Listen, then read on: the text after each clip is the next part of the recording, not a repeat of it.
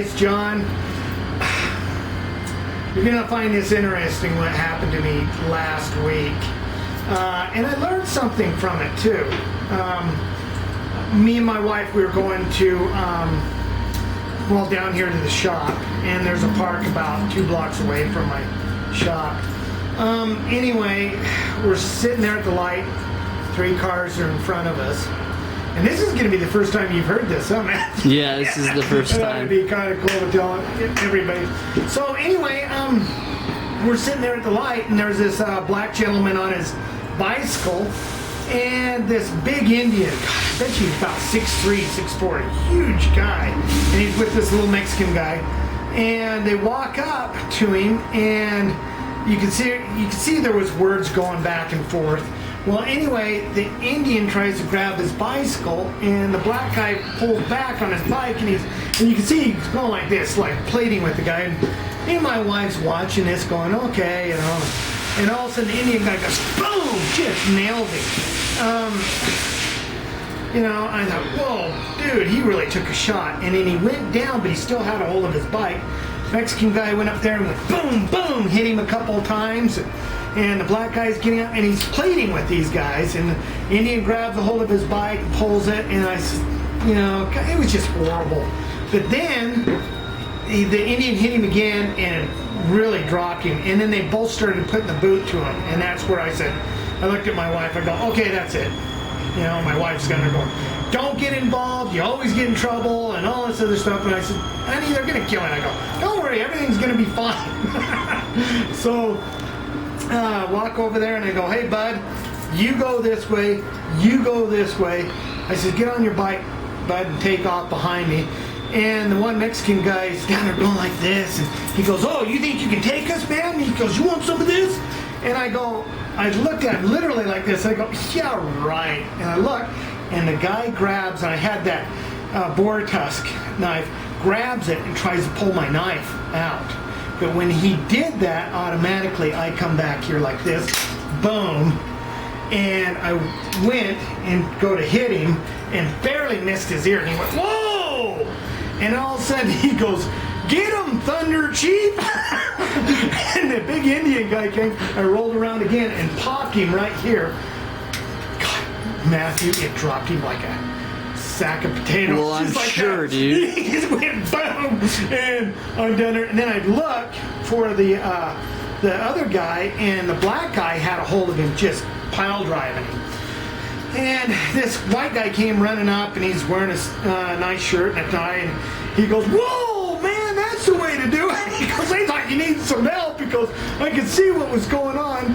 And I go, oh, no, I'm fine, bud. And the big Indian got up, and he's staggering, going across the street, and then I look over at my wife, and she's looking at me, just bitching at me in the car. She's just shaking her. She's just saying, I told you not to get involved. But I looked at all the cars, and everybody was on their cell phone. God, there was probably about 15 cars, and everybody was just stopped in that intersection, even on the other side, watching, because we were right on the corner. And then I thought, oh, time for me to go. So got in the car, and when came down here, we went back up there an hour later. The cops were still there.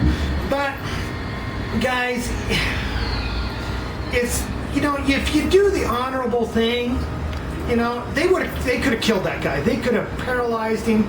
A number of things they could have done to him.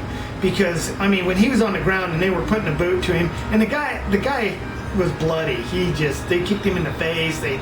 Oh man, he took some shots. Well, that's why the cops won't even go through that park just on foot. They go through in their cars. Yeah, and they go in force too. But anyway, I did the right thing. The thing is, I learned something. Sometimes I get kind of a little cocky where I went, yeah, right, I shouldn't have done that. If I had a different knife, it could have been easier for him to get it out. Like this one could have been easier for him to get out. But that's why I have so many different weapons, and I just, and when he grabbed the knife at first, I went like this, because I had my 45 right here, and then all of a sudden I switched back here, because I feel he pulled me and didn't get it. And so, but I took that out, because I could see all of a sudden it went really bad, really fast, and that was that. And You know, so from now on, I think what I'm going to do is like this, you know. I'll never take my eye off the guy again. And in the words of Bruce Lee, never take your eyes off your opponent.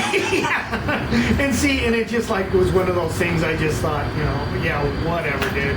You were going to go for it. I just thought, how stupid. But anyway, but that was the thing. But yeah, they could have paralyzed him. They, you know, I mean, they could have killed the guy, you know. And so, and if someone called, those guys calling the police, God, they could have killed.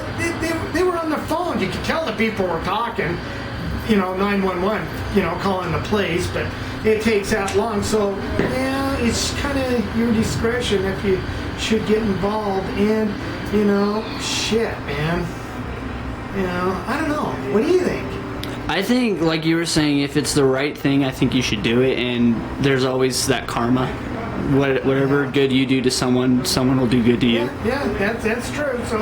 So anyway, I thought I'd tell you guys, carrying multiple weapons, yeah, it does help. But I mean, you don't go out there acting like an ass to people, you know, because you're carrying a bunch of stuff. You know, I was just trying to do the right thing.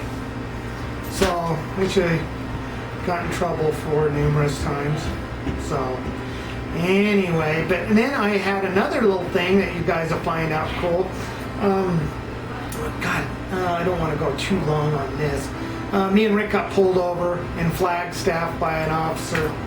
He saw me, pulls us over to ask me, he goes, where did you go? You were hiding from me. I'm going to go, dude, we watched you go by. What the hell?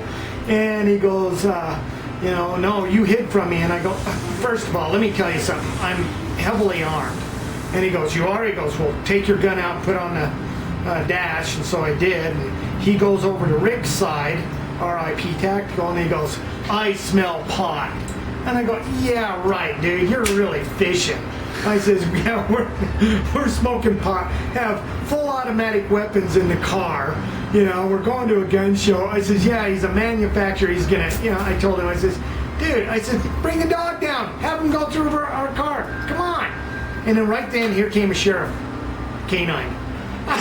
There you go. They didn't bring him out. And the sheriff was really cool. The other guy was just kind of going, you know, I didn't understand. But anyway, he goes, I says, look, I got even more weapons. He tells us to get out of the car.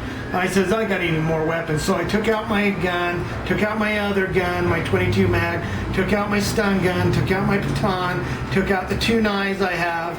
And he's looking at me, and he's just down there going in the mace that I carry. And he goes, you got a lot of weapons on you. What are you scared of? And I said, absolutely nothing.